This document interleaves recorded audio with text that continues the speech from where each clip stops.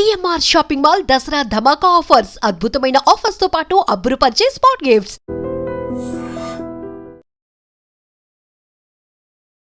RJ VJ actor writer and standup comedian. నీ వీడియోలు చేసి దగ్గర నుంచి నీతో ఫ్రెండ్షిప్ చేసి వాళ్ళ ఫ్రెండ్స్ అయ్యి మళ్ళీ నీతో ఇంటర్వ్యూ చేసేదాకా వచ్చేసావు.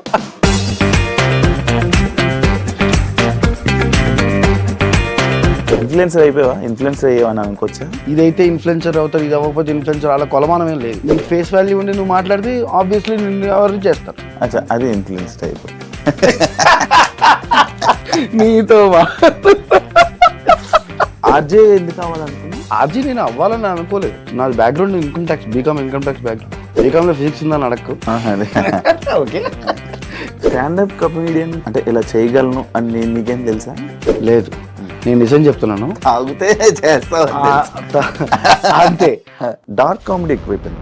బూతులు మాట్లాడి నవ్విచ్చే స్టాండప్ కామెడీ వల్ల ఒకప్పుడు స్టాండప్ కామెడీ అంటే మాటలు చెప్పి చేసే చేష్టలు. మన తెలుగు వాళ్ళని ఇంప్రెస్ చేయడం కష్టం. 2 ఈజీగా మనం బోర్ కొట్టేస్తాం. 3 ఈజీగా తీసి పడేస్తారు. 400 కోట్లు 500 కోట్ల సినిమా తీసినా కూడా నువ్వు 4 గంటలు చూసేసి దాన్ని బయటకు వచ్చి జడ్జ్ చేసేస్తున్నావు. అలాంటిది ఆఫ్టర్ ఆల్ ఒక స్టాండప్ కామెడీ ఎంత? బూతులు తిట్టడం అనేది చాలా కూల్ థింగ్. అది నేర్చుకున్నారు, అది నీకు సొంతగా వచ్చింది కాదు. అనగలం, అందుకని అని అనలేము. సెల్ఫ్లెస్ పర్సన్ ఏమడినా చేస్తాడు. ఏదైనా ఆపదలో ఉన్నావంటే ముందుకు వస్తాడు. నేను ఇవ్వగలిగేది టైమే. ఖర్చు పెట్టేంత డబ్బులు నా దగ్గర లేవు, అంత ఆస్తులు ఏం లేవు. మన చుట్టూరా 4 మనుషులు కావాలి మాట్లాడుకోవడం, అంతే. ఈ రోజుల్లో 4 మనుషుల్ని సంపాదించుకోవడం చాలా కష్టం. దానికి టాలెంట్ ఉంది, కానీ సాలిడ్ బ్రేక్ అనేది ఇండస్ట్రీలో రాకపోవడం కాదు. 2 అడ్డంకులు వస్తాయి. 1 రెస్పాన్సిబిలిటీస్. 2 ఈ రెస్పాన్సిబిలిటీస్ అన్ని కంప్లీట్ చేసుకుని ఇంటికి వెళ్ళిన తర్వాత అబ్బా ఏం వెళ్తాను లేదు. You are bonded slave if you are getting a salary. అన్ని డ్రగ్గుల్లో కన్నా విపరీతమైన భయంకరమైన డ్రగ్ శాలరీ. తక్కువ ఫ్రెండ్స్, ఉన్న ఫ్రెండ్స్తో ప్రేమలు, అనుబంధాలు, పార్టీలు, చిల్ అవ్వడం, ఇదేనా లైఫ్. ఇంతకు మించి లైఫ్ ఏమీ లేదు. ఎవడు ఏం చేసినా చివరికి ఆ 4గురితో కూర్చుని 2-4 బీర్లు వేసి మంచి పాప్కార్న్ తింటూ మాట్లాడుకోవడం, చిల్గా ఉండడం, ఇదే చూసుకుంటాడు తప్ప ఇంతకు మించి ఏం లేదు. నువ్వు ఎంత పరిగెట్టినా అదే సైకిల్. మనుషులతో తిరుగుతావు కానీ మనుషులు నమ్మవు. నా పాస్ట్లో తగిలిన దెబ్బలు, దానివల్ల నేను ఇలా మారిపోయాను. అంటే ఇంత తెలివైనడు కూడా దెబ్బలు తగులుతాయి. దెబ్బలు తగిలాక తెలివినాడు అవుతాడు. ఆర్జేగా రిజైన్ చేసి యూట్యూబ్లోకి వెళ్ళి యూట్యూబర్ అవుదాం అనుకున్నాను. మళ్ళీ ఆ రిజైన్ని క్యాన్సిల్ చేసుకోవడానికి రీజన్? రేడియో జాకీగా మానేసిన ఎవ్వరూ మళ్ళీ వెనక్కి వచ్చి రేడియో జాకీ అవ్వలేదు. అయితే అన్నిటి గురించి చెప్తావు కదా, ఇప్పుడున్న లవ్ స్టోరీస్ గురించి చెప్పు. ఇప్పుడు లవ్ స్టోరీలు అడుగుతున్నాను. అసలు ఇప్పుడు లవ్ గురించి మెత్తకు, అది నాకు ఒళ్ళు మండిపోతుంటుంది. అమ్మ. హాయ్, హలో, నమస్తే. నేను మీ anchor Shiva. Welcome to Hydream media. ఈరోజు నా ముందు నా గెస్ట్ నా friend Nani, RJ VJ actor writer and standup comedian.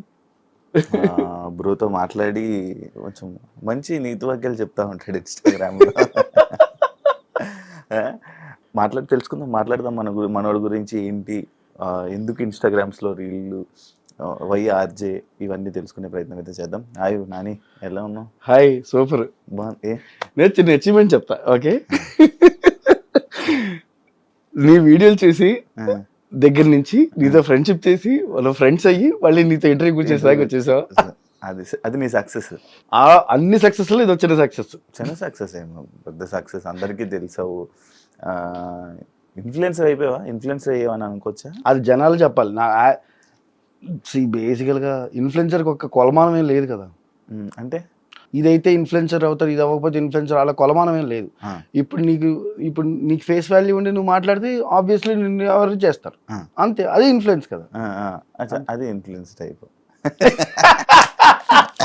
నీతో కాదు. ఆర్జే ఎందుకు కావాలనుకున్నావు? ఆర్జీ నేను అవ్వాలని అనుకోలేదు. అది నేను నాది background income tax, BCom tax background. బీకామ్లో ఫిజిక్స్ ఉందని అడగకు. ఓకే. ఇన్కమ్ ట్యాక్స్ డిపార్ట్మెంట్ నాది. కానీ మా యూనివర్సిటీలోకి క్యాంపస్ ఇంటర్వ్యూస్కి వచ్చారు, అక్కడ సెలెక్ట్ అయ్యాను. ఓకే. ఇంకా అదే కంటిన్యూ అయిపోయాను. అంటే బేసికల్గా అక్కడ వచ్చారు, సెలెక్ట్ అయ్యాను. ఒక 1 year తర్వాత మమ్మల్ని ట్రైనింగ్ తీసుకెళ్లారు మైకాకి. Mudra institutions of communications Ahmedabad అని ఉంటుంది, అక్కడే తీసుకెళ్లారు. అప్పుడు తెలిసింది ఆర్ట్స్ సైన్స్ ఫిజిక్సే కాదు బేసిక్గా బయట ప్రపంచంలో చాలా ఉన్నాయి. ఇది చదువుకోవాలని చెప్పి మళ్ళీ వెనక్కి వచ్చి డిగ్రీ 3 ఏళ్ళు చదివి మళ్ళీ మాస్ కమ్యూనికేషన్స్ చేసి ఇది కంటిన్యూ చేశాను. ఇంకా బాగుంది కదా అని. అవును, ఇండియన్ ఐడల్ ఫస్ట్ సీజన్ చేసావు, దాని తర్వాత మళ్ళీ ఇది చేసావు. ఇప్పుడు చేస్తున్నాను. ఇప్పుడు చేసినావు. ఎలా అప్రోచ్ అయ్యారు? ఇది నాకు ఫ్రెండ్ ఉన్నాడు, మన ఇద్దరు కామన్ ఫ్రెండ్ అనొచ్చేమో, ఓకే, ఆర్జే చైతు అని చెప్పి. సో చైతుకి ఒక డైరెక్టర్ ఉన్నారు భరత్ అని చెప్పి. భరత్ ఎంక్వైరీ చేశాడు, నాకు ఒక రైటర్ కావాలి, మంచిగా కొంచెం ట్రెండీగా రాసేవాళ్ళు కావాలి, మంచిగా రాసేవాళ్ళు కావాలి అని చెప్తే, అన్న మా నాని ఉన్నాడు రాస్తాడని చెప్పన్నారు. అలాగా నన్ను పిలిచారు, వెళ్ళి ఒక 2-3 టెస్టులు పెట్టారు, బాగా రాశాను, సెలెక్ట్ అయ్యాను. సీజన్ 1 అలా అదే ఎంట్రీ. స్టాండప్ కమెడియన్ చేయగలగా అంటే ఇలా చేయగలను అని నీకేం తెలుసా? లేదు, నేను నిజం చెప్తున్నాను, తాగితే చేస్తావు అంతే. కానీ స్టాండప్ కామెడీ నేను పర్టికులర్గా జోకులు రాసుకుని కన్స్ట్రక్టివ్గా చేస్తే ఇది నవ్వు వస్తుంది నాకు తెలియదు. అది నేనేంటి నాకున్న బాధలు చెప్పుకుంటా, నేను పడిన బాధలు చెప్పుకుంటా, అవతలాడు నవ్వుతున్నాడు, ఓకే అది కామెడీయే కదా. నీకు సేమ్ కామెడీ కొలమానం ఏం లేదు, నువ్వు ఏం చేసినా కామెడీయే. నాకు బాధపడేది నీకు నవ్వు వస్తుంది, అది కామెడీయే, నా బాధ నీకు కామెడీ. అలాగే వచ్చింది తప్ప ఏదో పెద్ద అవుదాం ఇంకా పొద్దున్న లేచి ఇన్సెట్ చేసుకుని జోకులు రాసుకుని అదేం లేదు, నిజంగా నాకు లేదు, రాలేదు కూడా. హైలైట్ అయిన పాయింట్ 90s కిడ్స్ కోసం మాట్లాడు. 90s కిడ్స్ 90s వర్సెస్ మీకు 90s నేను 90 అంటే లైక్ 85 to 90లో పుట్టాను కాబట్టి ఇంకా 90s అలా చెప్తా, అందరికి క్లారిటీ చేద్దాం అనుకుంటాను. ఇగో ఈ సో కాల్డ్ జెన్జీను ఇవాళ అంటున్నారు సార్, నువ్వు 85లో పుట్టినాడికి నిన్ను 80s కిడ్స్ అని ఎందుకు అంటారు? ఇప్పుడు నీకు వచ్చేది 5 ఏళ్లకి, అవునా? నీ షూ లేసులు కట్టుకోవడమో నువ్వు నీ చెడ్డీ నువ్వు వేసుకొని తెలిసేది నీకు అట్లీస్ట్ ఒక 6-7 ఏళ్ళు అవుతాయి. అంటే నీకు నువ్వు 90s లో ఉన్నట్టే. ఆబ్వియస్లీ నువ్వు టెక్నికల్లీ నువ్వు 90s కిడ్వే, నువ్వు 80s లో నీకేం తెలీదు. నువ్వు 80లో పుట్టి చేస్తే నువ్వు 80s కిడ్ అవుతావు. 85లో పుట్టిన తర్వాత నువ్వు 80s కిడ్ ఎందుకు అవుతావు? 85లో పుట్టావు, 85 తర్వాత పుట్టినాను అందరికి, అంతే ఇంచుమించాలంటే వయసుదే ఉందిలే. 90s బ్యాచ్ ఇప్పుడున్న బ్యాచ్కి నార్మల్గా అప్పుడు కనెక్ట్ అయ్యే మాటలు కొన్ని చెప్పావు, లైక్ అవును ఇలా మీకు అర్థం కావట్లేదు మొత్తం ఇదైపోతుందని. అంటే నీకు ఏమైనా ఎక్స్పీరియన్స్ అయ్యిందా, లేకపోతే ఎవరైనా వచ్చి నీకు ఎక్స్పీరియన్స్ చెప్పారా? ఎక్స్పీరియన్స్ అవ్వడం ఉంది. ఇప్పుడు నువ్వైనా నేనైనా అంతే. సరే నువ్వు 90sలో పుట్టలేదు నాకు తెలియదు, బట్ ఇన్ జనరల్గా చెప్పాలంటే ఇప్పుడు నడుస్తున్న సినారియో ఏంటి? నువ్వు జాబ్ చేస్తున్నావు, నువ్వు ఈ పాటికి జాబ్ చేసి నీకు ఒక 7-8 ఏళ్ళు ఎక్స్పీరియన్స్ ఉంది అంటే నువ్వు 90s కిడ్వే. ఏం చేసి ఉంటావు నువ్వు? మహా అయితే ఇదే చేస్తావు, నేనైనా అదే చేస్తాను, నువ్వైనా చేస్తావు, ఎవరైనా అదే చేస్తావు, అంటిల్ లెస్ ఈ అంబానీ కొడుకు తప్ప.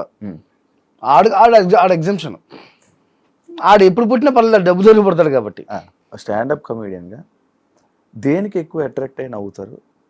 ఎలాంటి జోక్స్ వేస్తే నవ్వుతారు? అంటే ఈ మధ్యన డార్క్ కామెడీ ఎక్కువైపోయింది, బూతులు మాట్లాడి నవ్విచ్చే స్టాండప్ కామెడీ వల్ల. ఒకప్పుడు స్టాండప్ కామెడీ అంటే మాటలు చెప్పి చేసే చేష్టలు, లేకపోతే ఏవో కొన్ని చేసి నవ్వించే వాళ్ళు ఆడియన్స్ని. కానీ ఇప్పుడు బూతులు మాట్లాడి లేకపోతే ఏమైనా కొన్ని వర్డ్స్ తీసుకుని వచ్చి ఇది ఎక్కువైపోయింది. దీనివల్ల స్టాండప్ కామెడీ అంటే పెద్ద అర్థం లేకుండా పోయింది. ఒకప్పుడు అంత రెస్పెక్ట్ వాల్యూ లేదని నేను అనుకుంటున్నా. దాన్ని నువ్వేం చెప్తావు? మన తెలుగు వాళ్ళకి ఈజీగా మన తెలుగు వాళ్ళని ఇంప్రెస్ చేయడం కష్టం. 2 ఈజీగా మనం బోర్ కొట్టేస్తాం, ఎదుటి బోర్ కొట్టేస్తారు. 3 ఈజీగా తీసి పాడేస్తారు. మనం 400 కోట్లు 500 కోట్ల సినిమా తీసినా కూడా నువ్వు 4 గంటలు చూసేసి దాన్ని బయటకు వచ్చి జడ్జ్ చేసేస్తున్నావు. అలాంటిది ఆఫ్టర్ ఆల్ ఒక స్టాండప్ కామెడీ ఎంత పెద్ద, దానికి అంత వాల్యూ ఏం కాదు కదా వాళ్ళకి, వాళ్ళ దృష్టిలో జడ్జ్ చేసేది ఈజీ. కానీ ఒకటేంటంటే హెల్దీ కామెడీ ఎప్పటికీ ఉండిపోతుంది, బూతుల కామెడీ ఎక్కువ కాలం నిలవలేదు. కానీ ఇప్పుడు జనరేషన్ ఏదైతే ఉందో వాళ్ళు దానికి కూడా బాగా అలవాటు పడ్డారు. అంటే లైక్ బూతులు తిట్టడం అనేది చాలా కూల్ థింగ్ అనేది మనం అది నేర్చుకున్నారు. అది నీకు సొంతగా వచ్చింది కాదు, అర్థమైందా? సో అది ఎప్పటికీ మన తెలుగు వాళ్ళని తీసుకోలేవు. వద్దా అని అనగలం, అందుకని అని అనలేం. ఎందుకు అనలేవు? అది నువ్వు నీ బ్రాటప్ అలాంటిది, నువ్వు అలా అంటూ పెరగలేదు. ఇప్పుడు నార్మల్గా బాలీవుడ్లోని నిజంగా ఇప్పుడు నువ్వు చెప్పినటువంటి పాయింట్ బట్టే బాలీవుడ్లో లైక్ బూతులు ఆడినా, ఫైటింగ్లు చేసుకున్నా, ఏం చేసుకున్నా వాళ్ళ జనాలు యాక్సెప్ట్ చేస్తారు. మన తెలుగు జనాలు ఎందుకు యాక్సెప్ట్ చేయరో చెప్పగలవా? నీకు చెప్తా. మనం అన్ని రూటెడ్ ఫ్యానిజమ్స్ అంటే చెప్తాను నీకు. ఎలా అంటే మీ తాతగారు ఏదో సినిమాలో ఒక హీరోకి చూసుంటారు, ఓకే, నువ్వు దాని రిలేటెడ్గా మీ నాన్నగారు అయ్యి ఉంటారు, ఉమ్, నువ్వు ఆయన రిలేటెడ్గా నువ్వు చూసుంటావు. ఉమ్, మనకి తెలుగు వాళ్ళకి ఎప్పటికీ హీరోలు డెమిగాడ్జే. ఉమ్, మనకి ఎప్పుడు హీరోలా చూడలేదు, ఉమ్, ఎందుకంటే మన రూట్స్ అలాంటివే. మనకి చిన్నప్పటి నుంచి ఎంటర్టైన్మెంటే తెలుగు, ఎంటర్టైన్మెంటే సినిమా. ఉమ్, మనకి పాలాభిషేకాలు, పూలాభిషేకాలు, దండలు, మేకలు కోయడాలు, లేదంటే మేకల దండలు వేయడాలు, లేదంటే రక్తాభిషేకాలు, అన్నీ గాడ్స్ లాగే చూసాం. ఉమ్, సో అలాంటి ఒక హీరో బూతులు తిట్టడం మనకి ఇష్టం ఉండదు, ఉమ్. అంటే విలన్ అయితే తప్ప. ఓకే. విలన్ తిట్టినా తప్ప. పర్లేదా? విలన్ తిట్టే పర్లేదు కదా, మన మన మన కథ ఓకే, మనం అన్నీ అలాంటివే కదా. ఓకే. అంటే నేను ఇప్పుడు ఎగ్జాంపుల్ నేను బిగ్ బాస్ షో తీసుకుంటా. బిగ్ బాస్ షోలో అక్కడ బూతులు మాట్లాడతారు, మన తెలుగులో మాట్లాడితే జనాలు యాక్సెప్ట్ చేయరు. మరి దాన్ని ఏమన్నా చేయలేవు. నువ్వు ఇప్పుడు ఒక్కసారి నువ్వు టీవీలోకి వెళ్ళావు, స్క్రీన్ కెమెరా ముందుకు వెళ్ళావు, నువ్వు నువ్వు నువ్వు గమనించుకోవాల్సింది ఏంటంటే చాలా మంది నేను చూస్తూ ఉంటుంటారు. సో అందరూ తీసుకోలేరు. ఇప్పుడు చెప్తా చూడు, నిన్ను బేసికల్గా చిన్నప్పటి నుంచి నేను మీ ఇంట్లో నిన్ను ఒక గదిలో పెట్టి ఎవ్రీ డే ఒక 5 ఏళ్ల పాటు, నీకు వచ్చే టైం 5 ఏళ్ల పాటు అమ్మ నా బూతులు తిట్టుకుంటూ నువ్వు పెరిగావు అనుకో, నీకు వినే బూతులు చాలా కామన్ ఉంటాయి, అవునా? చాలా కామన్గా వినిపిస్తాయి. కానీ నీకు అలా కాదు, ఇంట్లో చాలా పద్ధతిగా మాట్లాడతాం, ఫ్రెండ్స్ దగ్గర ఒకలా మాట్లాడతాం, సేమ్ అంతా అదే రిజంబ్లెన్స్, అంతే. నువ్వు బూతులు తీసుకోలేవు. జెన్జీ బ్యాచ్ గురించి ఏం చెప్తావు? మొన్నటి వరకు జెన్జీ బ్యాచ్ గురించి నాకు ఒక ఇది ఉండేది. అంటే నీకు అది చాలా పాత ఒక ఇది ఉండేది. ఏంటంటే బతకడం కోసం మీ తాతలు ఉద్యోగాలు చేశారు, ఓకే? ఆ బతకడం కోసం, అన్నం దొరకడం కోసం మీ తాతలు ఊర్లు వచ్చారు, మీ నాన్నలు బతకడం కోసం ఉద్యోగాలు చేశారు. అంటే ఎవరు పడుతున్నా తిడుతున్నా పడతావు, మనం కానీ ఎందుకంటే at the end of the నీకు ఫ్యామిలీ పోషించాలి కాబట్టి నీకు రెస్పాన్సిబిలిటీని అంటగట్టారు. అంటే నువ్వు ఫ్యామిలీని పోషించాలి, ముందుకు తీసుకెళ్ళాలి. మీ నాన్న నీకు ఇల్లు ఇచ్చేసాడు, మీ తాత మీ నాన్నకి అన్నం పెట్టాడు, మీ నాన్న నీకు ఇల్లు ఇచ్చాడు, ఇప్పుడు నువ్వు రెస్పాన్సిబిలిటీస్కి అలవాటు పడ్డావు. సో ఇవన్నీ ఈ జెన్జీకి అక్కర్లేదు, ఇది చాయిస్. ఉద్యోగం అనేది చాయిస్, వాళ్ళకి కంఫర్ట్ ఉంటేనే చేస్తావు. కానీ మిలీనియల్స్కి అలా కాదు, బూమర్స్కి అలా కాదు. మిలీనియల్స్ అంతా ఏంటంటే బేసికల్గా నేను నాకు రెస్పాన్సిబిలిటీస్ ఉన్నాయి, ఈఎంఐలు ఉన్నాయి పెట్టుకుంటారు. జెన్జీకి అక్కర్లేదు. తాత నుంచి తండ్రి వరకు కొడుకు అందరూ సెట్ చేస్తారు వాళ్ళని. వాడికి ఇబ్బంది ఉంటే చేయడు, ఇబ్బంది లేకపోతే చేస్తాడు. చిన్న ఎగ్జాంపుల్ చెప్తా, నేపాల్ ఇన్సిడెంట్ తీసుకుందాం. నేపాల్ మొత్తాన్ని జెన్జీసే నడిపించారా? సరే, నడిపించింది మిలీనియలే, కాదనట్లేదు. నడిచిందంతా ఎవరు? అందరూ నడిపించారు. వాళ్ళకి ఏంటి డిస్కంఫర్ట్ వచ్చింది, మొత్తం గవర్నమెంట్ని పడగొట్టేశారు, కొత్తగా నిర్మించుకుంటున్నారు. అంటే నువ్వు అర్థం చేసుకోవాల్సింది, మొన్నటి వరకు వీళ్ళ మీద జోకులు వేశారు, కానీ నేపాల్ ఇన్సిడెంట్ తర్వాత నాకు మారింది. వీళ్ళు ఏంటంటే బేసికల్గా నాకు కంఫర్ట్ ఉంటే, కిక్కులో రవితేజ చెప్పారు, కంఫర్ట్ ఉంటే చేస్తా, లేకపోతే నేను చేయను, ఎందుకు చేయాలి, నాకు అవసరం లేదు. ఇప్పుడు మారిపోయింది అయితే దీని తర్వాత. అంటే మారడం కాదు, వీళ్ళ ఆలోచన విధానం ఇది అని తెలిసింది. ఏదైనా అప్పుడు అనిపిస్తే అలా వాళ్ళ కంఫర్ట్ ఉంటే చేస్తారు, లేదంటే చేయరు. సింపుల్ సి బాత్, అంతే. వాళ్ళకి రెస్పాన్సిబిలిటీ తీసుకోవడం వాళ్ళకి ఇష్టం లేదు. సెల్ఫ్లెస్ పర్సన్ ఏమడినా చేస్తాడు, ఎప్పుడు రమ్మన్నా, అంటే ఏదైనా ఆపదలో ఉన్నామంటే ముందుకు వస్తాడు. నాని ఎందుకు నేను ఇవ్వగలిగేది టైమే. నా దగ్గర అంత డబ్బులు ఏం లేవు, నా ఫ్రెండ్స్కి అంటే ఖర్చు పెట్టేంత డబ్బులు నా దగ్గర లేవు, అంత ఆస్తులు ఏం లేవు. At the end of the ఈరోజు నువ్వు ఇవ్వగలిగేది ఏంటి? మహా అయితే టైం. నేనున్నాను, ఒక సపోర్ట్ చాలు కదా. ఒక ఏజ్ వచ్చిన తర్వాత నువ్వు రియలైజ్ అయ్యేది ఏంటంటే, మనం అందరం మన చుట్టూరా 4 మనుషులు కావాలి మాట్లాడుకోవడానికి, అంతే. ఇంకేం ఉన్నా లేకపోయినా పర్వాలేదు, ఆ 4 మనుషులు ఉంటే చాలు. ఈ రోజులో ఆ 4 మనుషుల్ని సంపాదించుకోవడం చాలా కష్టం. ఎవడు ఈ రోజు నీతో కూర్చుని మాట్లాడతారు చెప్పు? ఒక గంట చెప్పి యారా బాగున్నావా? చిన్నప్పుడేమో ఏమో దుబ్బుతుంటే ఎవడరా బాబు అని అనుకుంటూ ఉండేవాడు. ఇప్పుడు వాల్యూ ఎలా తెలుస్తుంది మనకి? మన నాన్న వాళ్ళు ఎందుకు అంటారు ఇంట్లో కూర్చోరా, కాసేపు మాట్లాడరా అని. మనుషులు కావాలి. ఈరోజు మనుషులు దొరకడం చాలా కష్టం. నీకు రాను ఇంకా దారుణం అయిపోతుంది చూడు. ఉండరు నీకు అసలు మనుషులు.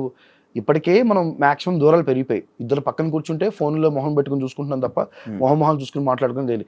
ఏంట్రా ఇంకేదైనా చెప్పారంట, చెప్పరా అని చెప్పి ఫోన్ చూసుకుంటూ ఉంటాం. నువ్వు వాడవా ఫోను? అందరం వాడతావు, నేను అదే అడిక్ట్ అయిపోయాను కాబట్టి చెప్తున్నాను. నేను అది అడిక్ట్ అయిపోయి చెప్తున్నాను. కానీ లేటర్ రియలైజ్డ్ ఖచ్చితంగా మనుషులు కావాలి కదా. అట్లీస్ట్ నా వంతు నేను ప్రయత్నం చేశాను అనుకో, Hmm. 2-3 చేస్తే నేను చేసినందుకు నాకేం చేయక్కర్లా, ఇది గుర్తుపెట్టుకుని వాడు ఇంకోటి చేస్తే చాలు. ఇప్పుడు నువ్వు నాకు సడన్ గా నువ్వు మాట్లాడుతుంటే ఒకటి గుర్తొచ్చింది నాకు. 1985 ఇప్పుడు ఏజ్ బాగానే ఉంటది నానికి, ఎక్స్పీరియన్స్ అయితే ఉంది, ఎక్స్పీరియన్స్ ఉంది, ఏజ్ ఉంది, కనిపించవు ఎందుకు? జెనెటిక్స్. అంటే మా అమ్మగారు ఇంట్లో మా నాన్నగారు అలా అలా అలా వస్తాయి. ఇదేమి పెద్ద నేనే మెయింటైన్ చేస్తుంది కదా బొక్క, జెనెటిక్స్ అది. జెనెటిక్సే, అంతకు మించి ఏం లేదు. అందరికీ అంతే. కొంతమందికి చూడు చిన్నప్పుడే కొంతమందికి జుట్టిన తర్వాత అలాగే ఉంటుంది, అంత జెనెటిక్స్ అని. నానికి టాలెంట్ ఉంది, అంతా ఉంది, కానీ సాలిడ్ బ్రేక్ అనేది ఇండస్ట్రీలో రాకపోవడం కారణం బద్ధకం. నాకు ఏ నేను ప్రయత్నించాను కదా. బేసికల్గా ఏమి చెప్తాను చూడు, నాకు 2 అడ్డంకులు వస్తాయి.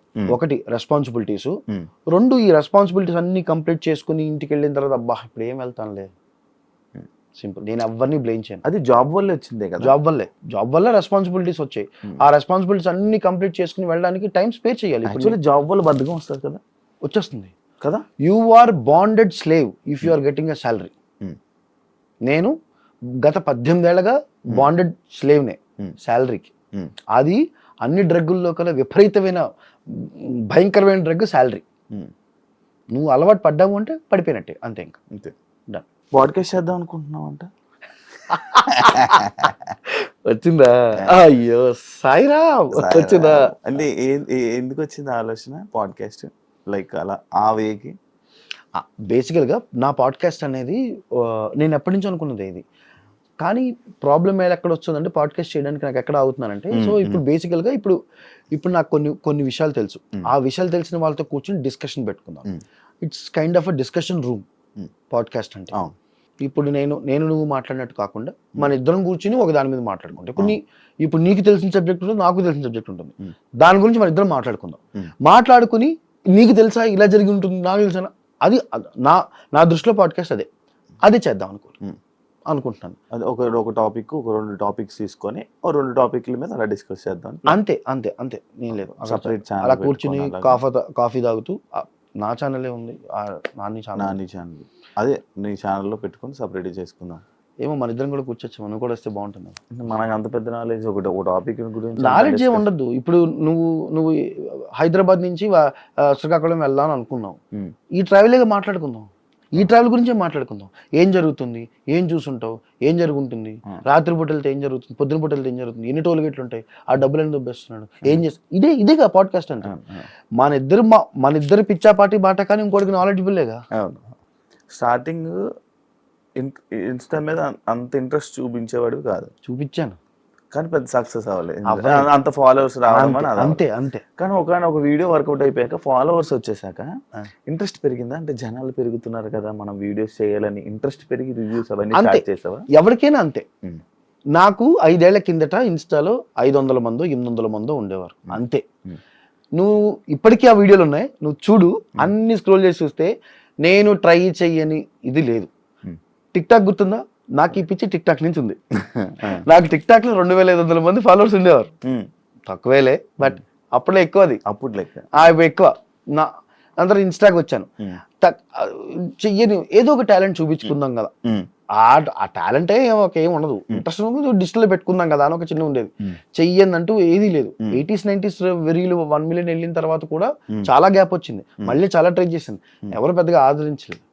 దాని తర్వాత అందుకోవడం ఇంకా అది అలాగా ఏదో వెళ్ళింది. 100K ఇస్ నథింగ్ ఈ రోజులో, నాకు తెలుసు ఆ విషయం. బట్ లేదు, 100K ఇస్ నథింగ్ అని అనక, 100K ఇస్ గుడ్, అది బెంచ్ మార్క్ అంతే. ఉన్నవాళ్ళు చాలా మంది ఉన్నారు. అది అంటే ఏది నెత్తికెక్కించుకోకూడదు అనుకుంటారు కదా, అందుకని అలా అనుకుంటాను నేను. బుక్స్ చదువుతావు కదా, ఇంట్రెస్ట్ కదా. బద్ధకం వస్తువులు బుక్కులు చదువుతారా? అంటే నేను బద్ధకం కాబట్టి, నాకు కొంచెం బద్ధకం ఉంది కాబట్టి నేనైతే బుక్కులు చదవడానికి ఇంట్రెస్ట్ పెట్టాను. బద్ధకం అంటే బేసికల్గా అంటే నీ బద్ధకం వల్ల నువ్వు సినిమాల్లోకి దీనికి ట్రై చేయట్లేదు, సినిమా ఆఫర్స్ ట్రై చేస్తున్నాను కానీ ఇండస్ట్రీ అవ్వట్లేదు. అంటే ఏమో మరి, అంటే కంప్లీట్ బద్ధకం అంటే ఆ టైప్ ఆఫ్ బద్ధకం కాదు. పొద్దు నుంచి తిరిగి వచ్చి వర్క్ చేశాం కదా, ఇప్పుడు ఏ అలసట వల్ల వచ్చే బద్ధకమే. మరి ఆ అలసట బద్ధకం వల్లనే బుక్ కూడా చదవాలి కదా. లేదు, పుస్తకం నాకు ఎలా అలవాటు అయిపోయిందంటే, నేను పళ్ళు తోముకోవడం, స్నానం చేయడం, భోజనం చేయడం, పుస్తకం చదవడం, అలాగా. నీకు బద్దకిష్టులు చేసే రెగ్యులర్ పనులు ఉంటాయి కదా, అలా అనమాట. రోజు రాత్రి పుస్తకం 2 పేజీలు చదువుతాను, పడుకుంటాను, అంతే. అది ఏదైనా అవని. ఇప్పుడు ఇప్పుడు పుస్తకాలు ఎందుకు తగ్గిపోయాయి అంటే ఇప్పుడు ఆడియో బుక్స్ వచ్చేసాయి, లేదా పాడ్కాస్ట్లు వచ్చేసాయి. అవును, లైక్ ఇప్పుడు కొన్ని యాప్స్ ఉన్నాయి, మొత్తం దాని మీద స్టోరీస్ ఉంటాయి కదా. సో ఇప్పుడు మోస్ట్లీ ఏంటి, అవి కాకుండా ఇప్పుడు ఏం జరుగుతుంది, ఇదివరకు అవి వచ్చేవి, అవి తగ్గిపోయి ఇప్పుడు ఏమవుతుంది, ఎవరైతే రైటర్లు ఉంటారో వాళ్ళే పాడ్కాస్ట్లు చేస్తున్నారు. సో అది వింటే సరిపోతుంది కదా, ఇంకేం అది వింటూ పడుకుంటా, వాకింగ్ చేయడం, పడుకోవడం, ఏదో చేస్తుంటాను అంతే. అంతే. తక్కువ ఫ్రెండ్స్, ఉన్న ఫ్రెండ్స్తో ప్రేమలు, అనుబంధాలు, పార్టీలు, అంతే, చిల్ అవ్వడం, అంతే. ఇదే నా లైఫ్. ఇంతకు మించి నువ్వు కొత్తగా ఏమైనా చెప్పవా నాకు? చెప్పు, ఇంకో కొత్తగా చెప్పేదనా పోనీ. అంటే ఇది కాదు, ఇది నువ్వేమైనా కొత్త కోణంలో చూసావా లైఫ్ని? నేను కొత్త కోణంలో ఇంకా చూడలేదు, ఇంకా నాకు అంత ఎక్స్పీరియన్స్ లేదు. అయితే నీకు ఎక్స్పీరియన్స్ లేదు కదా, ఇంతకు మించి లైఫ్ ఏమి ఉండదు. నేను చెప్పేస్తున్నాను, నేను ఆల్రెడీ నీకన్నా ముందున్నాను కాబట్టి నేను వెనక నుంచి చూసి చెప్తున్నా, శివ ఇంతకు మించి ఏం లైఫ్ లేదు చెప్ప, అంతే. ఇంతకు మించి లైఫ్ ఏమీ లేదు. నువ్వేం చేద్దావు చెప్పు, ఏం చేద్దాం? ఇప్పుడు నీకు ఓ పెద్ద 4 generations నుంచి ఒక పెద్ద బిజినెస్ ఉంటే అది వేరే బాపతి. నువ్వు నిజంగా ఒక పెద్ద సంస్థ ఏర్పరచుకుందాం అనుకుంటే అసలు నీ రూట్ ఇలా ఉండదు. ఓకే, ఎవడు ఏం చేసినా చివరికి ఆ నలుగురితో కూర్చుని 2-4 బీర్లు వేసి మంచి పాప్కార్న్ తింటూ మాట్లాడుకోవడం, చిల్లుగా ఉండడం, ఇదే చూసుకుంటాడు తప్ప ఇంతకు మించి ఏం లేదు. నువ్వు ఎంత పరిగెట్టినా అదే సైకిల్, ఆ సైకిల్ నువ్వు దాటలేవు. మనుషులతో తిరుగుతావు కానీ మనుషులు నమ్మవు.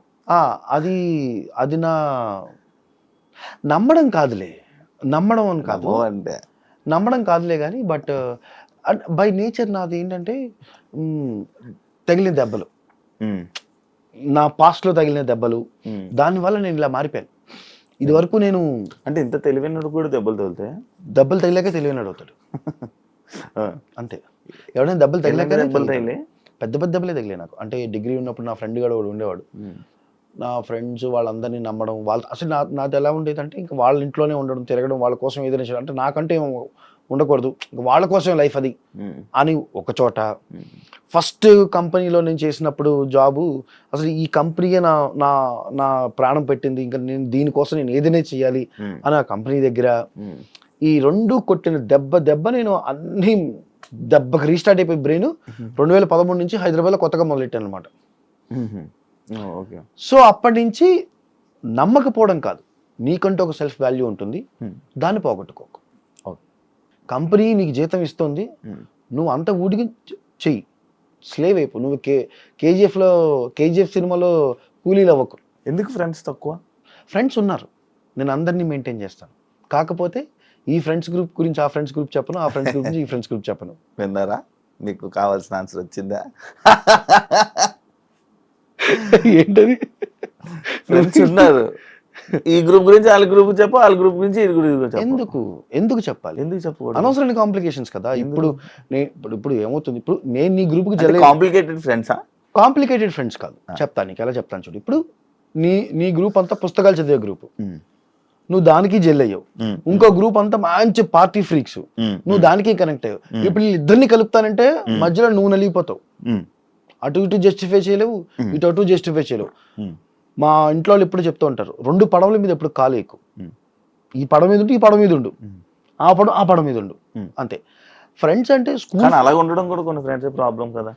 నాకు ఉండేది స్కూల్ ఫ్రెండ్స్ కాదు కదా. ఫస్ట్ ఆఫ్ ఆల్ నీకు క్లారిటీ ఇవ్వాల్సింది ఏంటంటే నాకు స్కూల్ ఫ్రెండ్స్ లేరు, కాలేజ్ ఫ్రెండ్స్ లేరు. ఉన్నారు ఒకళ్ళు ఇద్దరు, హాయ్ అంటే హాయ్, బాయ్ అంటే బాయ్. అంటే ఎందుకు అంటే నేను డిగ్రీ నుంచి ఓపెన్ యూనివర్సిటీ చదువుకున్నాను. సో నాకు 10th క్లాస్ ఫ్రెండ్స్ అందరూ ఫారెన్ వెళ్ళిపోయారు, వాళ్ళ కలిసి ఇదే ఉండదు. డిగ్రీ అంతా నేను ఉద్యోగం చేస్తూ చదువుకున్నాను. సో నాకు ఆఫీస్ ఫ్రెండ్స్ ఎక్కువ, అంతే. ఆఫీస్లో వాట్సాప్ గ్రూప్లో ఆ ఫ్రెండ్స్ ఎక్కువ. ఇప్పుడు విజయవాడ వెళ్తే నా పాత ఆఫీస్ ఫ్రెండ్స్, వాళ్ళని కలిసేస్తాను, అయిపోతుంది. ఏంట్రా పరిస్థితి బాబాయ్, ఏంట్రా పరిస్థితి అవి, అంతే. హైదరాబాద్లో ఏ కంపెనీతో పనిచేసినా వాళ్ళకి స్టిల్ ఇప్పటికీ అందరిలో టచ్లో ఉంటాను. వర్క్ పరంగా కలుద్దాం, అంతే. పురి జగన్నాథ్ చెప్పినట్టు తాగడానికి కలవద్దు, కలిసినప్పుడు తాగు, ఆ టైప్ నాది. ఆర్జేగా రిజైన్ చేసి యూట్యూబ్లోకి వెళ్ళి యూట్యూబర్ అవుదాం అనుకున్నాం. మళ్ళీ ఆ రిజైన్ని క్యాన్సిల్ చేసుకోవడానికి రీజన్? లేదు 2013లో నేను ఆర్జే అవ్వలేదు. 2013లో హైదరాబాద్లో వచ్చి ఒక స్టేషన్స్కి ప్రొడ్యూసర్గా మారాను. దాని తర్వాత నేను ఒక మ్యూజిక్ యాప్కి ఎడిటర్గా అయ్యాను. దాని తర్వాత ఆ ఎడిటర్గా చేస్తూనే యూట్యూబర్ అవుదాం అని చెప్పి ఇక్కడికి వచ్చాను. ఆర్జేకి రిజిగ్నేషన్ ఇచ్చేసి వెళ్ళి యూట్యూబర్ జాయిన్ అవుదాం అనుకున్నావుగా. అది అయింది. అది ఎందుకు వెనక్కి వెళ్ళాను అంటే నేను చెప్తాను. నాకు సెంటిమెంట్ ఒకటి, నేను జనరల్గా సెంటిమెంట్స్ నమ్మనులే కానీ నాకు అది ప్రూవ్ అయింది అనుకో, నేను ఖచ్చితంగా నమ్మి తీరుతా. రేడియో జాకీగా మానేసిన ఎవ్వరూ మళ్ళీ వెనక్కి వచ్చి రేడియో జాకీ అవ్వలేదు. రేడియో తీసుకోదు, అది నా మూఢనమ్మకం. నువ్వు మూఢనమ్మకం మిత్తి ఏదో అనుకో, ఒకసారి రేడియో జాకీ బయటకు మళ్ళీ వెనక్కి అవ్వలేదు, తీసుకోరు, ఎవరు అవ్వలేదు, సీనియర్స్ ఎవరు అవ్వలేదు. ఎందుకంటే రేడియో ఎవ్రీ 3 నెలలకి 6 నెలలకి మారిపోతూ ఉంటుంది అనమాట. సో నువ్వు ఆ పేజ్ని అందుకోవడం కష్టం. కానీ నాకు రేడియో నాకు మళ్ళీ నన్ను తీసుకుంది. 2020లో తీసుకుంది అనమాట. అలా నడుస్తుంది, జర్నీ నడుస్తుంది. ఎక్కడో కొన్ని ఈక్వేషన్స్ గట్టిగా అవ్వలేదు. సరే యూట్యూబర్ అవుదాం కదా, వెళ్దాం కదా అని అనుకుని లాస్ట్ మినిట్లో ఎక్కడో నీకు ప్రతి ఒక్కరికి ఇన్స్టింక్ట్ కొడుతూ ఉంటుంది కదా, నువ్వు ఇక్కడ బయటికి వెళ్ళావంటే దెబ్బైపోయావంటే మళ్ళీ దెబ్బైపోతావు, కష్టమైపోతుందేమో అని చెప్పి ఓ పని చేద్దాం, ఒక చిన్న ట్రైల్ వేద్దాం. నా ఫ్రెండ్ చైతన్య సలహా ఇచ్చారు, ఓ పని చేయి, ఇలా కూడా ట్రై చేయొచ్చు కదా అన్నాడు. ట్రై చేశాను, ఇటు చేస్తూ చేసుకోవచ్చు కదా, అది బాగుంది కదా అనిపించింది, చేసుకున్నాను. ఆ చేయడం ఇన్స్టాగ్రామ్ మీద పెట్టాను. అప్పటి నుంచి మొదలైంది లైక్ అలా. ఇప్పుడు అవసరమే రాకుండా పోయింది. ఇప్పుడు ఇంకా ఏదొస్తే చేసుకుంటూ ముందుకెళ్ళిపోదాం అన్న ఇదిలో ఉన్నాను. అంతే. పెళ్ళి అయిపోయిందా? అయింది. ఎంతమంది పిల్లలు? ఇద్దరు పిల్లలు. చిన్న పిల్లలు ఇద్దరు. కోపం రాదు అసలు, వస్తే ఒంటరికి వెళ్ళి కూర్చుంటాడు. ఎందుకు చెప్పుకోవాలి కదా, ఫ్రెండ్స్ ఉన్నారు, షేర్ చేసుకోవడానికి ఫ్రెండ్స్ కూడా ఉంటారు. కాదు, నేను నా లైఫ్లో నేను నేర్చుకున్న లెసన్ ఏంటంటే, కోపం వస్తే దూరంగానే వెళ్ళు. ఎందుకంటే జనరల్గా కోపం రాని వాడికి సడన్గా కోపం వస్తే అది అక్కడితో తెగదింపులు అయిపోతాయి. నేను అలా వదులుకున్న మనుషులు చాలా మంది ఉన్నారు, మ్యాక్సిమం ఉన్నారు. మనుషులు చాలా మందిని వదిలేసుకున్నాను. నా వదులుకోవడం ఎలా ఉంటుందంటే, ఇంకా వాడు అసలు నాకు సంబంధం తెలియదు, వాళ్ళు ఏమైపోయారు కూడా తెలియదు, అలాంటి వదులుకోవడాలన్నమాట. సో ఒకసారి ఆలోచిస్తా, ఈ అమ్మాయి ఇప్పుడు కోపడ్డ అవసరమా, గురించి అవసరమా, అక్కర్లేదు కదా, సరిపోనీ వెళ్దాం, సిలిగా ఒంటరిగా కూర్చొని 2 వీళ్ళు వేస్తే అన్ని సెట్ అవుతాయి కదా అని అనుకుంటా. సెట్ అయిపోతుంది. నేను అంత తొందరగా కోపం మెయింటైన్ చేసే మనిషిని కాదు. అవునా? కోపం రాదు, వచ్చినా కూడా మెయింటైన్ అవ్వదు, వెళ్ళిపోతాను, పక్క వెళ్ళిపోతాను కాబట్టి. అంతే. ఈ ఎక్స్పీరియన్సెస్లోనా నీకు లైక్ ఒక ఫ్రెండ్కి డబ్బులు ఇచ్చి కేసులో ఇరుక్కోవడం జరిగింది? చెప్పే కదా నీకు, ఆ లైఫ్లో కంపెనీ ఫ్రెండ్, ఇదే సిచ్యువేషన్. అది నాది కరెక్ట్ మంచి యవ్వనంగా పొంగుతున్న ఏజ్ అన్నది. అది కేసుగా వెళ్ళిపోయిందా? చాలా పెద్ద కేసు అయింది, చాలా పెద్ద కేసు అయిపోయింది. అది దాదాపుగా ఒక అంటే ఫైనాన్షియల్గా ఒక 6-8 చెక్ బౌన్స్లు అయ్యాయి. నేను కోర్టు ఇంకా అది వెళ్ళిపోయే స్టేజ్కి ఎక్కడో సుడుంది నాకు, బయటపడ్డాను. స్టాండప్ కమెడియన్గా ఎదగాలని అదర్ కంట్రీస్లోకి వెళ్ళి కూడా షోస్ చేసి వాళ్ళందరినీ కలవాలని ఒక కోరిక ఉందా? ఉంది యాక్చువల్గా ఉందా. ఎందుకు? స్టాండప్ నాకు కామెడీ చేయడం ఇష్టం. చెయ్యి ఒకసారి. అలా కుదరదు. కామెడీ చెయ్యి అంటే ఏదో అట్లే ఇడ్లీ అన్నాడు, అడిగాడు ఉప్మా చెయ్యి అన్నట్టు. చెప్పు. అలాగా నాకేంటంటే అలా నేను హిందీని ఇంగ్లీషు స్టాండప్ కామెడీస్ చూస్తూ ఉంటాను. వాళ్ళని చూడగా నాకు వాళ్ళు అనిపించారు, అరే వీళ్ళలాగా వెళ్ళాలి కదా, వీళ్ళలాగా చేస్తే బాగుంటుంది కదా. అంతే, నువ్వు ఏది చూస్తావు అదే నీకు జరగాలని కోరుకుంటావు కదా. అంతే, నేను అది అలాగే కోరుకున్నాను. పెద్ద దీనివల్ల బాలగంగాధర్ తిలక్ పెద్ద ఉద్యమం ఏం లేవు, వెళ్ళి కామెడీ చేసి రావడం అంతే, డబ్బులు తెచ్చుకోవడమే. పెద్ద సెలబ్రిటీస్ ఫాలో అవుతున్నారు అంటే ఎవరెవరు? సెలబ్రిటీలు పెద్ద భాషలు అంటే అదే అవుతున్నారు కదా. ఎవరెవరు చెప్పు. అంటే శైలేష్ కొల్లూరు, అంటే ఈ రీల్స్ వల్లే అయింది, నాకేం పెద్ద వాళ్ళ ఫ్రెండ్స్ ఏం కాదు. సందీప్ రాజు, శైలేష్ కొల్లూరు, మారుతి గారు, మన మెహర్ రమేష్ గారు, రీసెంట్ గా బివిఎస్ రవి గారు, ఇంకా హీరోయిన్స్ కూడా ఎవరు ఫాలో అవుతున్నారు, పేర్లు చూడలేదు. బట్ డైరెక్టర్లు కాబట్టి గుర్తుండిపోతాయి బ్రెయిన్ లో. మారుతి గారు పిలిచారంటే కదా ఇంటికి. ఒకసారి రీల్ బాగా నచ్చి ఊరికే పిలిచి, బాగుందయ్యా, బాగా చేసావయ్యా, చాలా బాగుంది, నచ్చింది అని అన్నారు. ఏ రీల్? ఆ మధ్యన అవి బాగా ఈ రివ్యూల్ రీల్ బాగా వెళ్ళాయి కదా, సోపులు షాంపూలు అవన్నీ వెళ్ళాయి కదా. దానికి వెళ్ళినప్పుడు అంటే పిలిచి కూర్చోబెట్టి, బాగుంది, బాగా చేసావు thank you sir, thank you అంతే మాట్లాడారా? అంతే సార్, మీది మచిలీపట్నం కదండి, అవును నాది విజయవాడ సార్ అని చెప్పి, మిమ్మల్ని 2-3 సార్లు ఇంటర్వ్యూ చేశాను సార్ అని చెప్పి, ఓకేనా మంచిది, ఆల్ ద బెస్ట్, కలుద్దాం, ఇలాగే చేయి, మంచిగా చేయి అని అన్నారు, వచ్చాను. అంతే అంతే, అందుకే పిలుస్తారు, అంతకుమించి ఏం పిలవరు.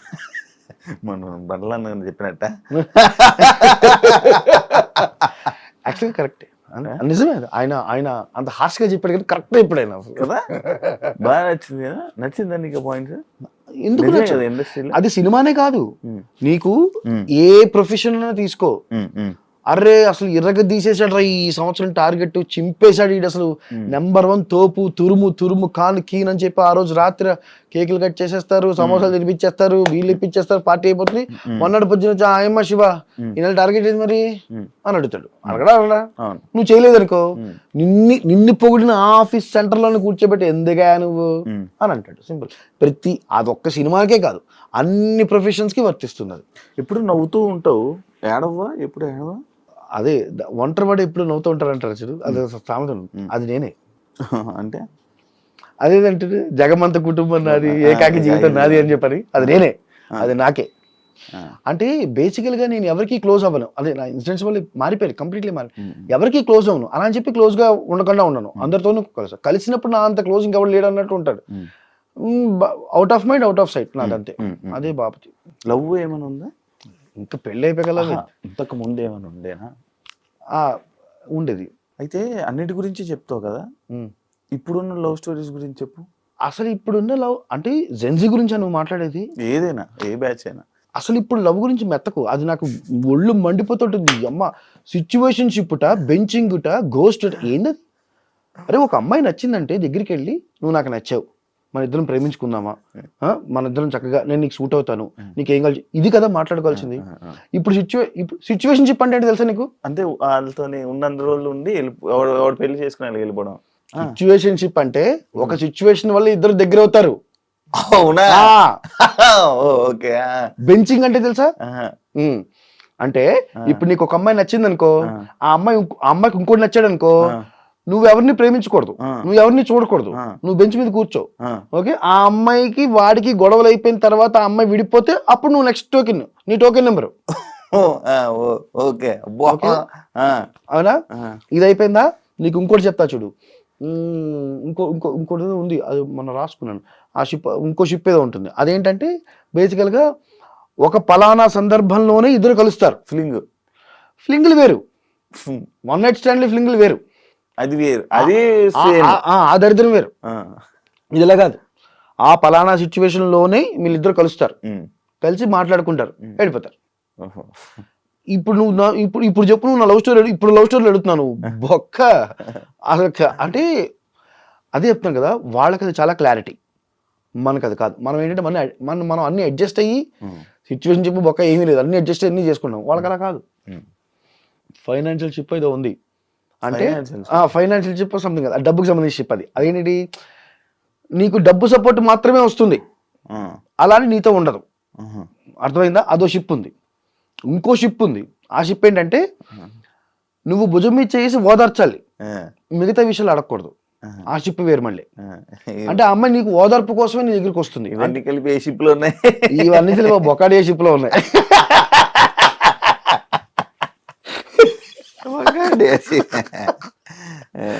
అది ఇప్పుడు చెప్పిన లవ్ స్టోరీ ఏమడితే, ఇప్పుడు ఉన్న వాళ్ళ లవ్ స్టోరీ ఏమి లేదు. వాళ్ళకి వేస్ట్ అంతా, వాళ్ళు కాంప్లికేట్ చేసుకోవడం తప్ప ఏమి లేదు. ఫ్యామిలీ బ్యాక్గ్రౌండ్ ఏంటి?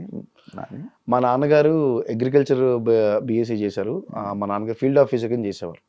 ఎక్కడ అంటే మా నాన్నగారిది సీతారాంపురం అనే ఊరు, అంటే ఎక్కడ అంటే తుని దగ్గర, తుని నుంచి నర్సీపట్నం వెళ్తున్న రోడ్లో ఎర్రవరం జంక్షన్ అని వస్తుంది. ఆ ఎర్రవరం జంక్షన్ కొంచెం ఫర్లాంగ్ డిస్టెన్స్ వెళ్తే మా నాన్నగారు, మా ఊరు అది యాక్చువల్గా సీతారాంపురం.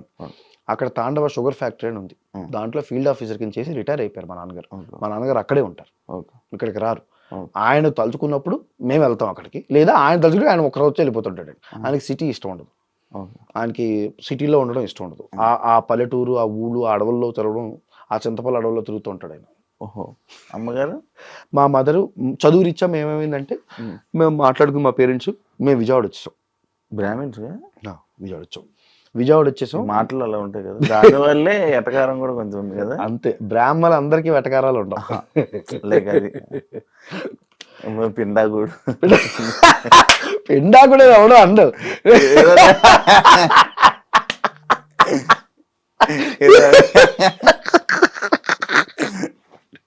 నువ్వు ఏదో అన్నావు అలా ఆ భాష అంటే జనరల్ గా ఇళ్లలో తిట్టే తిట్లకి ఆ తిట్టుకునే తిట్లు బయట తిట్టి చంపేస్తారు జనాలు. అమ్మ అసలు అనుకోకూడదు. అంటే ఏంటి పిండాగుడు అంటే? చనిపోయిన వాళ్ళకి పెట్టే ఆ భోజనం. అదా పెండం కూడు, అది పెండాకుడు. అన్నం చనిపోయిన వాళ్ళకి పెట్టేది అన్నం.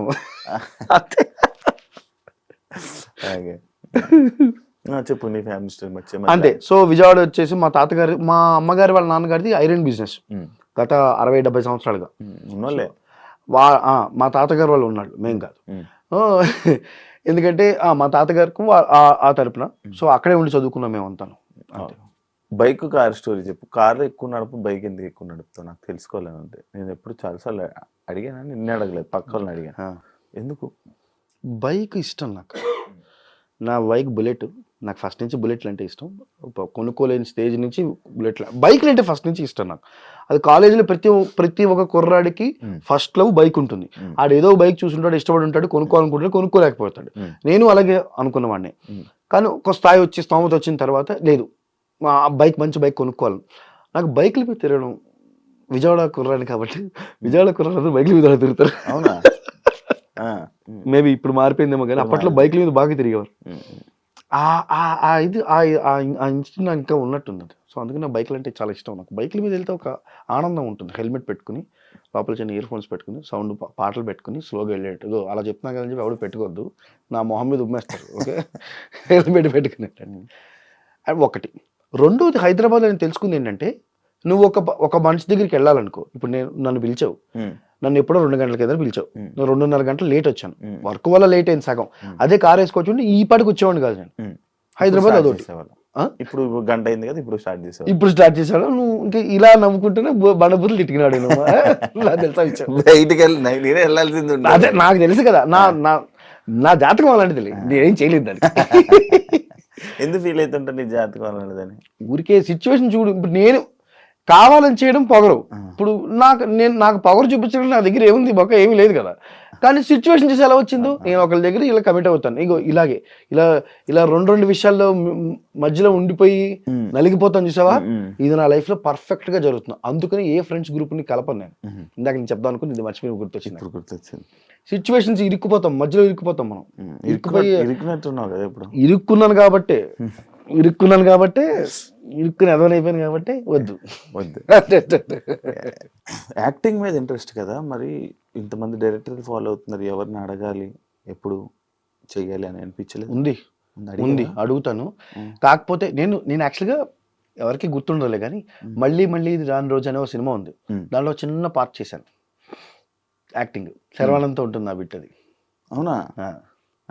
ఎయిర్పోర్ట్ కాదు, వైజాగ్ స్టేడియంలో కూడా షూట్. ఫస్ట్ షూట్ రన్నింగ్ గురించి మాట్లాడుతూ ఉంటాడు. నేను డిస్టర్బ్ చేస్తుంటే వీళ్ళు కార్తీ అంటాడు. ఆ చిన్న పార్ట్ అది అంతే ఉంటుంది. అది ఎందుకు వచ్చింది నాకు? దీనివల్ల వచ్చింది. ఎవరి వల్ల? క్రాంతి మాధవ్ డైరెక్టర్. ఆయన ఒకప్పుడు నా ప్రోగ్రామింగ్ హెడ్ అనమాట, నా బాస్. ఆయన వల్ల వచ్చింది. శేఖర్ కమ్లా లైఫ్ ఈజ్ బ్యూటిఫుల్లో నాకు ఛాన్స్ వచ్చింది, కానీ కంపెనీ వాళ్ళు పంపించలేదు నన్ను. శేఖర్ కమ్లా గారు ఆడిషన్ విజయవాడలో చేశారనమాట లైఫ్ ఈజ్ బ్యూటిఫుల్కి. నన్ను మా కంపెనీలో పంపించలేదు. అలా మిస్ అయిపోయింది. నీకు నాకు డాష్ డాష్ అని చెప్పి తేజ గారి సినిమా అప్పట్లో ఆడిషన్, దానికి వచ్చింది. అప్పుడు కంపెనీ వాళ్ళు ఆపేశారు. నా ఉద్యోగం చేస్తున్న వాళ్ళు వెళ్ళకూడదు, వద్దు నువ్వు చేయకూడదు అని ఆపేశారు. అప్పట్లో భయం ఏంటంటే, ఇది వస్తుందో రాదో తెలియదు, ఈ ఉద్యోగం పోతే మళ్ళీ రాదేమో, ఆ భయంతో అది పోయింది. దాని తర్వాత రీసెంట్గా నేను దాని ఏమంటారు, నాట్యం అనే ఒక సినిమా ఉంది, రేవంత్ సినిమా. దాంట్లో కూడా ఒక చిన్న క్యారెక్టర్ చేశాను. ఇప్పుడు ఫుల్ ఫ్లెడ్జ్గా సెట్ అయ్యి చేస్తున్నాను. అదే కొంచెం అవుట్ ఆఫ్ ద బాక్స్ బయటకు వచ్చి కొంచెం వెళ్ళి అడగాలి, చెయ్యాలని కోరిక అంతే. ఫైనల్గా ఏం చెప్పాలనుకున్నాను నీ గురించి? నువ్వు నా గురించి అంతే మరి, నీ గురించి నువ్వే చెప్పుకోవాలి కదా. నీ గురించి నీ ఆడియన్స్కి ఎలాగో నీ గురించి చెప్పవు, పక్కల గురించి అని చెప్తా ఉంటావు. అంటే బేసికల్గా నేను పెద్ద కోపిస్ట్ ఏం కాదు. నేను చాలా user friendly. Okay, Android phone లాగా, ఐఫోన్ గల కాదు, యూజర్ ఫ్రెండ్లీ నేను. అదనమాట సంగతి. బేసికల్గా బీ హ్యాపీ, మంచిగా తిను, మంచిగా పడుకో. ఎప్పుడు రేడియోలో చెప్పేది అనమాట, మంచిగా తిను, మంచిగా పడుకో, రేపు పొద్దున్న ఆఫీస్కి వెళ్ళాక చూసుకోవచ్చు పెంటలని. నేను నువ్వు ఆ ఆఫీస్ పెంటలన్నీ ఇంట్లోకి తీసుకురాకు. హాయిగా పాటలు విను, వెబ్ సిరీస్లు చూడు, సినిమా చూడు, లైఫ్ని ఎంజాయ్ చేయి. ఇంతకు మించి నువ్వు పెద్దగా చేసేది ఏమి ఉండదు లైఫ్లో. డన్, అంతకు మించి ఉండదు. కానీ నేను యాక్చువల్లీ ఇంటర్వ్యూకి ముందు నేను అనుకుండే నార్మల్గా ఈ మైక్స్ పెట్టినప్పుడు ఇంటర్వ్యూ చేద్దాము, అదే ఇంటర్వ్యూస్ చెప్పి ఆ సినిమా పెట్టా. కానీ మనం మాట్లాడుతున్నప్పుడు మన ఇద్దరికి పాడ్కాస్ట్ అయితే బెటర్ అని చెప్పి నాకు మిడిల్ ఆఫ్ వెర్షన్లో అర్థమైందా. మిడిల్ ఆఫ్ వెర్షన్లో నీతో పాడ్కాస్ట్ చేస్తే బాగుంటుంది, బయటకు వస్తాయి కదా యా అని అనుకుంటే, దాని తర్వాత ఇదంతా నీ పర్సనల్ కాబట్టి మేబీ మనం త్వరలో మళ్ళీ మనం పాడ్కాస్ట్ చేయొచ్చు, అప్పుడైనా కొంచెం ఫాస్ట్గా రా.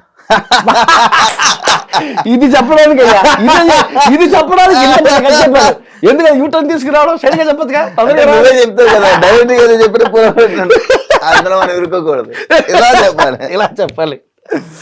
Thank you so much Nani, interview ఇచ్చినందుకు, నీ పర్సనల్స్ అన్ని షేర్ చేసుకున్నందుకు. త్వరలో మన ఇద్దరం పాడ్కాస్ట్ చేద్దాం. And wish you all the best నీ యాక్టింగ్ లైఫ్ కి, నీ ఆర్జే లైఫ్ కి, నీ రైటర్ కి, నీ విజేకి, ఇంకా చాలా వాటికి ఏదవుతుందో మంచి సక్సెస్ అవ్వాలని మనస్ఫూర్తిగా కోరుకుంటాను. Thank you so much. Thank you so much. చూసారు కదా ఇంటర్వ్యూ, ఇంకో గెస్ట్ మళ్ళీ మీ ముందు కలుస్తాం. అంతవరకు సియా. And for more videos, please subscribe to iDream. Please subscribe to iDream. Please subscribe iDream. And please subscribe to iDream. For more videos, subscribe to iDream. please like, share and subscribe to the channel. Congratulations, iDream. Subscribe to iDream. Subscribe to iDream. So subscribe to iDream Media. iDream ki iDream team andarki huge congratulations. Please subscribe iDream Media. Please subscribe to iDream. Subscribe iDream. Please subscribe to iDream. iDream అంటే నా కళల channel subscribe చేసుకున్న నోరు తిరుగుతలేదు, మీరైతే గంట గుర్తు కొట్టండి. For more such videos, please subscribe to iDream. Subscribe to iDream. Please subscribe to iDream. Please subscribe iDream Media. Please do subscribe to iDream. Please subscribe to iDream Media. For best entertainment and information, please subscribe iDream. And don't forget to subscribe to iDream.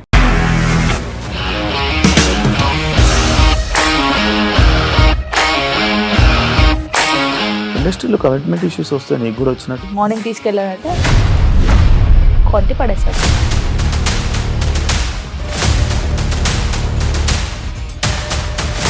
ఒక్కళ్ళు కూడా చూడలేదు ఈ cinema అని చెప్పడానికి కూడా చాలా ధైర్యం కావాలి. అది నిజం కదా, దాంట్లో ధైర్యం ఏంటి? నెక్స్ట్ డే ప్లేట్ మార్చేస్తే తప్పు కదా. As of now, we are comfortable this అని నేను అనుకుంటున్నాను. రష్మిక గారిది మీది ఒకే ఊరు అంట కదా. నీకు కోపం వచ్చిందంటే బాగా తిట్టేత్తరా? తిట్టేద్దామండి. నిజంగా గేమ్ ని ఎలా చేంజ్ చేయగలిగారు? ఏపీఎస్ఎఫ్సి వాళ్ళకి 6 నెలల్లో నేను 6 లక్షలు కట్టా. బిజినెస్ చేయాలనుకుంటే it is as difficult as riding a tiger.